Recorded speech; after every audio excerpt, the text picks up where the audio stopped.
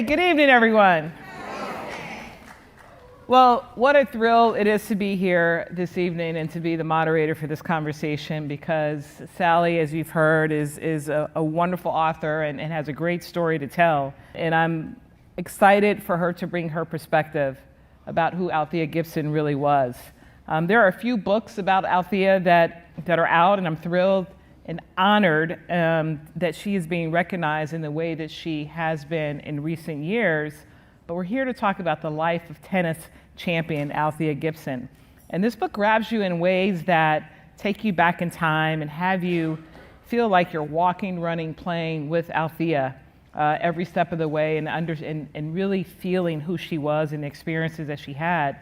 And although her triumphs and tribulations have been documented, this seems different to me, and I'm excited to have this conversation to learn more of your perspective, Sally. So welcome.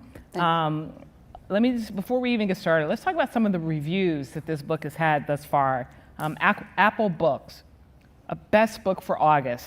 The level of detail that Jacobs provided makes you feel like you have a courtside seat as Gibson navigates a brutally difficult era in the history of women's tennis. Amazon Editor's Picks, one of the best biographies and memoirs. LA Times, one of 10 books to add to your reading list. And Sports Illustrated Review, Jacobs, whose previous book was The Other Barack, was a wonderful job bringing to life the world Gibson grew up in and the lengths she went to bristle at it. She was an icon, but a very complicated one. So I want to start with a poll. How many of you have heard of Althea Gibson before coming tonight? Hopefully everyone in this room. There we go. That was a test, okay? That was a test. And the second question is, what was the second sport in which Althea broke the color barrier in? Anyone know?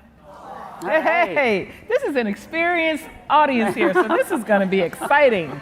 Really, really exciting. So, you know, Althea was a role model for me. She was my shero. She was an amateur player because the Open era hadn't started until 1968, but she won 5 major singles titles, Wimbledon twice, the US Open twice, or US Nationals twice, and the French Nationals. They weren't open then. But she had 11 majors altogether with the doubles and mixed doubles. And not only did she break the color barrier in tennis, but also in golf, as previously mentioned, but she was also a singer. I don't know if many of you knew that. But I had the pleasure of meeting her when I was 10 years old at a tennis clinic in Chicago. And that's when I began to learn what a great champion Althea was.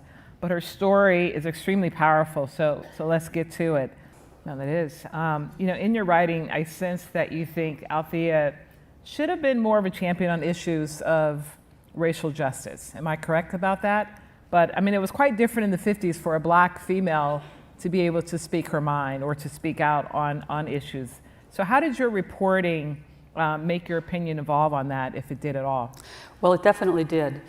I started out the book not knowing much about Althea, but I will say I presumed that she was going to be a, avid racial champion. Althea had broken the barrier in 2 sports. I just presumed she was going to be like a Jackie Robinson or a later Muhammad Ali, but I was completely wrong about that. She did okay. I believe she made a total of about $20,000 in her entire golfing career of about 10 years, so, More than she made playing tennis, yeah, because there was no money in tennis. Right. So, and 20,000 back in the 60s wasn't too bad. Yeah, right. But it's just unfortunate that she wasn't able to play in the Open era of tennis to have made a proper living at a sport that she loved so much.